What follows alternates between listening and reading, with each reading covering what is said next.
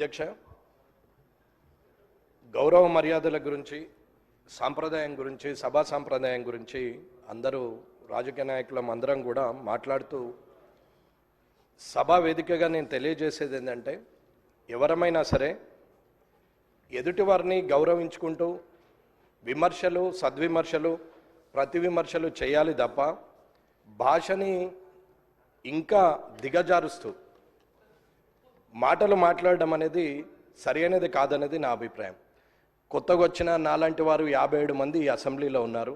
మిమ్మల్ని చూసి మేము నేర్చుకోవాలి, కానీ మీరు మాట్లాడే భాష ద్వారా ఇంకొక 4 పదాలు కలిపి దిగజారిపోయే భాషను మాట్లాడేంతటి మాటలు మాట్లాడడం బాగుండదని అనుకుంటున్నాను. ఒకరు మూర్ఖులైతే ఇంకొకరు వారికి సద్విమర్శ చేసి సరైన మార్గంలో పెట్టాలి తప్ప, ఒకరు అన్నారు కదా నేను ఇంకొక 2-3 మాటలు ఎక్కువ మాట్లాడితే నాకు ప్రజల్లో మంచి పేరు వస్తుందని అనుకుంటున్నారు తప్ప అది బాగులేదు.